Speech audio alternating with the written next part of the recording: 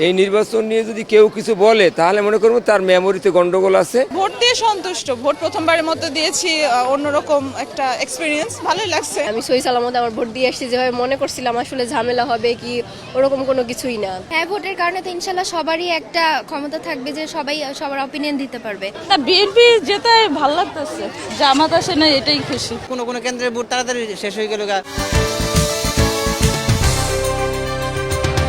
প্রিয় দর্শক, বাংলা বিষয়ের নিয়মিত আয়োজন জনমত আপনাদের স্বাগত জানাচ্ছি। আমি হাসনাত জুবায়ের। আপনারা জানেন গত 12 ফেব্রুয়ারি অর্থাৎ গতকাল দেশের ত্রয়োদশ জাতীয় সংসদ নির্বাচন অনুষ্ঠিত হয়েছে।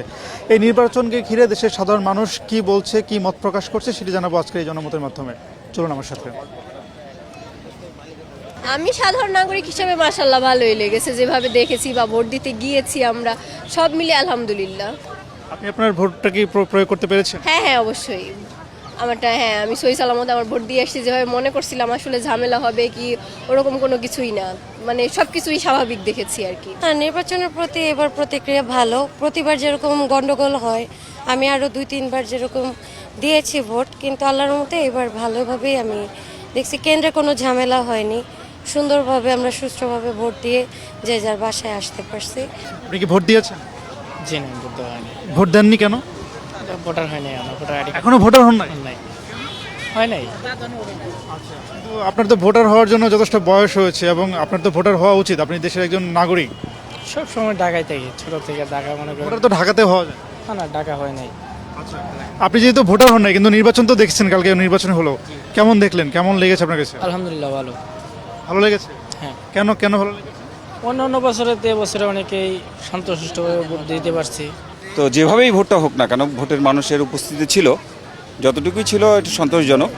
তারপরেও আমরা আগে এই মুক্তিযুদ্ধের পক্ষের শক্তি যেহেতু বিএনপি আসছে, আমরা এটাকে সাধুবাদ জানাই এবং সার্বিক বিবেচনায় একটা সামগ্রিক বিবেচনায় আগামী বাংলাদেশটা সুন্দরভাবে তৈরি হোক, এটাই প্রত্যাশা করি। আমার কাছে সব মিলে ভালো লেগেছে। আমরা চাই আগামী দিনগুলো অনেক ভালো হোক, আমরা যেমনটা চাচ্ছি তেমনটাই হোক সবাই। এবার নির্বাচনে আসলে কোন জিনিস আপনার কাছে মানে একটা পজিটিভ সাইন বলে মনে হয়েছে? পজিটিভ সাইন বলে মনে হয়েছে এই যে সবাই মানে স্বতঃস্ফূর্তভাবে সবাই মিলে ভোট দিতে পেরেছে, এটাই ভালো লেগেছে। সবাই সবার ভোটটা মানে যে যাকে পছন্দ করে তাকে দিতে পেরেছে, এটা বেশ ভালো লেগেছে। তো এবার নির্বাচন কেমন দেখলেন? ভালো লাগে নাই, বাইরেই হয়নি, ঘরে ছিলাম। না, বিএনপি যেটাই ভালো লাগতেছে, জামাত আসে না এটাই খুশি। ভোট দিয়ে আসলে কেমন লাগলো? আপনি কি সন্তুষ্ট ভোট দিয়ে? ভোট দিয়ে সন্তুষ্ট। ভোট প্রথমবারের মতো দিয়েছি, অন্যরকম একটা এক্সপিরিয়েন্স, ভালোই লাগছে। আপনি মানে ভোট দেওয়ার আগে কোনো ধরনের এক্সাইটমেন্ট কাজ করছিল কিনা? জীবনের প্রথম ভোট, আপনার ভোটটা দিতে পারবেন কিনা কোনো শঙ্কাও কাজ করছিল কিনা? ভোট কিভাবে দিতে হয় এগুলো তো জানতাম না, এই ব্যাপারে হচ্ছে একটু কিউরিয়াসিটি ছিল, বাট দিতে তো পারছি সহজ।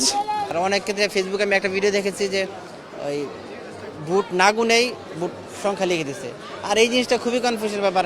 এক সময় মানে মামুন সাহেবকে বিজয়ী দেখালো, আবার দেখালো নাই, আবার দেখালো এই জামাত জোট এতগুলো সিট আছে, পরে আবার একটু কমে গেল আবার। তো আসলে বোঝা যায় না, মানে একবার এরকম একবার এরকম বিষয়টা। তো এই জিনিসগুলো মানে সব মিলিয়ে আসলে সার্বিক পরিবেশ কেমন ছিল আপনার কাছে? মানুষের মনের ভিতরে খুব কনফিউশন তৈরি হচ্ছে যে কোনো কেন্দ্রের ভোট তাড়াতাড়ি শেষ হয়ে গেল। প্রথম দিকে 10টা-15টা কেন্দ্রে পেয়ে দেখা গেলো মামুন সব জিতে আছে, তারপর দিয়ে দেখা গেলো আবার আস্তে আস্তে নিচে দিয়ে চলে গেল। তাহলে এটা মানে এগুলো মনের ভিতরে, মানুষের মনের ভিতরে কনফিউশন তৈরি হয়। আবার লং টাইম একটা রেজাল্ট ধরে রাখা, রেজাল্ট না প্রকাশ করা, এগুলো মানুষের মনের ভিতরে কনফিউশন তৈরি হচ্ছে। ভোট কেমন বুঝি না, এরকম ভোট আর কোনো সময় আমি দিতে পারি নাই। এই প্রথম ভোট দিলাম, ঈদের আনন্দে ভোট দিলাম, নিজের ওয়েতে ভোট দিলাম। এখানে কোনো বাধা বিপত্তি বা কোনো কিছু নাই, মানে এর সাথে আনন্দময় ভোট আর হয় না। এই 18 বছরে যা দেখেছি যে আমাদের ভোট দিনের ভোট রাতে চুরি হয়ে গেছে, কিন্তু এরকম না। কিন্তু বিশ্বের কাছে আমার মনে হয় এর চাইতে ফ্রি ফেয়ার ইলেকশন আর থাকতে পারে না। এই নির্বাচন নিয়ে যদি কেউ কিছু বলে তাহলে মনে করবো তার মেমোরিতে গন্ডগোল আছে, সেই জন্য সে বাজে উক্তি করতে আছে। এটা আমার শেষ কথা। আপনি তো এখনো ভোটার হননি, কিন্তু ইন ফিউচার তো ভোটার হবেন। আপনি একজন মানে নাগরিক হিসেবে আসলে কি চান? আসলে যখন আপনি বড় হবেন, ভোটার হবেন, তখন আসলে এই ধরনের ভোট বা এই সুষ্ঠু ভোটটা আসলে প্রত্যাশা করেন কিনা? হ্যাঁ অবশ্যই, এটা আমরা সকলেই প্রত্যাশা করি মানুষের, জনগণের কাছে, যেন তাদের মাধ্যমে আমরা একটা সুষ্ঠু পরিবেশ গঠন করতে পারি এবং সুন্দর করে হচ্ছে আমরা ভোটটা দিতে পারি, এটা আমরা সকলের কাছে আশা করি। এবং আমি ভবিষ্যতে যখন ভোট দিব তখন আমি মানুষের কাছে এটাই আশা করব যাতে আমরা ভালো করে দিতে পারি বা কোনো ধরনের গণ্ডগোল যাতে আমরা না পাই।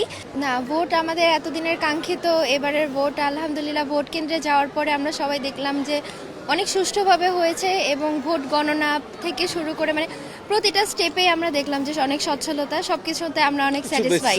হ্যাঁ, কিছু বিচ্ছিন্ন ঘটনা তো অবশ্যই আছে, কিন্তু আমি যে ভোট কেন্দ্রে দিয়েছি আমাদের এলাকায় আমরা অনেক মানে সুষ্ঠুভাবে হয়েছে নির্বাচন।